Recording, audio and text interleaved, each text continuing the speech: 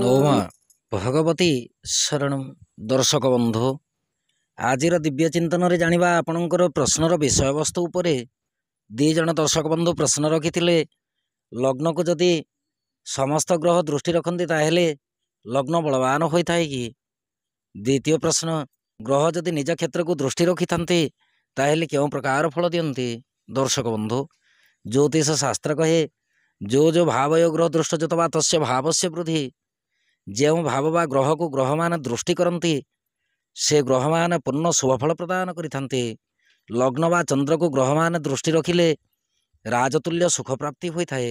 ସମସ୍ତ ଗ୍ରହ ଯଦି ଲଗ୍ନ ପ୍ରତି ଦୃଷ୍ଟି ରଖିଥାନ୍ତି ତାହେଲେ ଜନ୍ମଜାତକ କୁଳଶ୍ରେଷ୍ଠ ଶତ୍ରୁଜୟୀ ହେବା ସହିତ ପ୍ରବଳ ଧନ ସମ୍ପତ୍ତିର ଅଧିକାରୀ ହୋଇଥାଏ। ଭୋଗ ବିଳାସରେ ଜୀବନଯାପନ ହେବା ସହିତ ସଦାସର୍ବଦା ନ୍ୟାୟଶୀଳ ଏବଂ ବଳିଷ୍ଠ ବପୁଧାରୀ ହୋଇଥାଏ। ସଦାସର୍ବଦା ନ୍ୟାୟଶୀଳ ଗୁଣ ରହିଥାଏ। ବିଶେଷ କରି ଦୀର୍ଘ ଆୟୁ ପ୍ରାପ୍ତି ହେବା ସହିତ କୁଳ ସମାଜରେ ପ୍ରଖ୍ୟାତ ନାମ ହୋଇଥାଏ। ରାଜନୀତି କ୍ଷେତ୍ରରେ ଉନ୍ନତି କରିବା ସହିତ ପରିବାର ମଧ୍ୟ କୁଳନାୟକ ହୋଇଥାଏ। ଦର୍ଶକ ବନ୍ଧୁ, ଜନ୍ମ ଜାତକରେ ଯଦି ଗୋଟିଏ ଗ୍ରହ ସ୍ୱକ୍ଷେତ୍ରରେ ରହିଥାନ୍ତି କିମ୍ବା ନିଜ କ୍ଷେତ୍ରକୁ ଯଦି ଦୃଷ୍ଟି ରଖିଥାନ୍ତି ତାହେଲେ ଜନ୍ମଜାତକରେ ପ୍ରବଳ ମାତ୍ରାରେ ସେହି ଗ୍ରହଟି ଶୁଭଫଳ ପ୍ରଦାନ କରିଥାନ୍ତି। ଯଦି ଜନ୍ମଜାତକରେ ଲଗ୍ନ ପ୍ରତି ପାପ ଗ୍ରହଙ୍କର ଦୃଷ୍ଟି ରହିଥାଏ ତାହେଲେ ପାପ ଫଳ ପ୍ରାପ୍ତି କରିଥାନ୍ତି।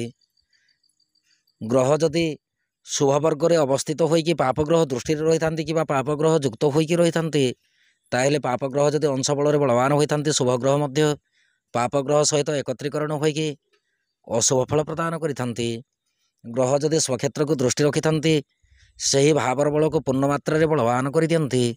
ଯେଉଁ ଗ୍ରହ ଶୁଭଫଳ ପ୍ରଦାୟକ ହୋଇଥାନ୍ତି ସେହି ଗ୍ରହ ଯଦି ସ୍ୱଗୃହୀ ହୋଇକି ରହିଥାନ୍ତି ତାହେଲେ ପୂର୍ଣ୍ଣ ମାତ୍ରାରେ ଶୁଭଫଳ ପ୍ରଦାନ କରିଥାନ୍ତି। ଇଏ ଥିଲା ଦୁଇ ଜଣ ଦର୍ଶକ ବନ୍ଧୁଙ୍କ ପ୍ରଶ୍ନ। ଏବେ ଅନୁମତି ଦିଅନ୍ତୁ। ନୌମା ଭଗବତୀ ଶରଣ।